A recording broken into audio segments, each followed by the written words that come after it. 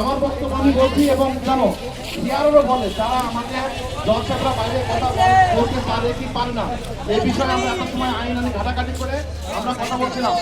আমরা ওনারা দেখো তারপরে ওনারা রাজি হয়েছেন যে আপনারা কথা বলেন। আমার উনি সাহেব আছেন, সারও আছেন, আমাদের ক্যাম্প ইনচার্জ মেজর সাহেব আছেন, ওনার কথা বলেন। তারপরে উনি এটুকু ইনশিওর করছেন ঠিক আছে আপনারা কথা বলেন। এটুকু বলছেন যে শোনো তোমাদের আগের যে 5ই জুলাই আগস্টের আগে তো আলাদা বিষয়, সে বিষয়গুলো আমরা দেখবো।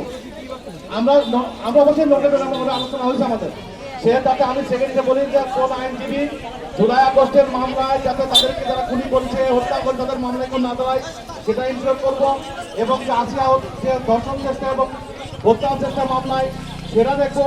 বিবিআর যে মামলাগুলো আছে সেন্সিটিভ সে মামলাগুলো আজকের যে মামলাটা আজকের যে মামলা যেগুলো আগে ছিল কেন বিচার হয়নি আমি সেটা বলতেছি।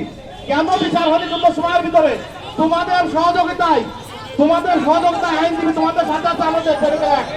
আর আজকে রাশিয়ার যে বিষয়টা আমাদের ছিল আমাদের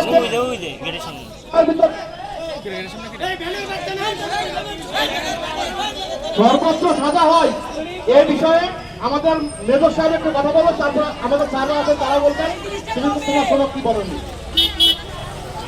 আচ্ছা আচ্ছা আমার কথা শোনা হচ্ছে তো ভালো না? আমি তো আপনাদেরকে বলে ভিতরে গেছিলাম তাই না? ভিতরে যে আমার বক্তব্য ছিল একটাই, ঠিক আছে? সেটা হচ্ছে অন্যান্যবার আর এবারের পার্থক্য হচ্ছে অন্যান্যবার আর্মি ছিল না, এবার আর্মি আছে জনগণের সাথে, ঠিক আছে? বিচার হতে হবে কোনো সন্দেহ ছাড়া। সুষ্ঠু বিচার মানে ন্যায় বিচার মানে কোনটা? সর্বোচ্চ যেটা সেটা, ঠিক আছে? বুঝে নাও, হ্যাঁ বুঝে নাও, কোনো সন্দেহ ছাড়া।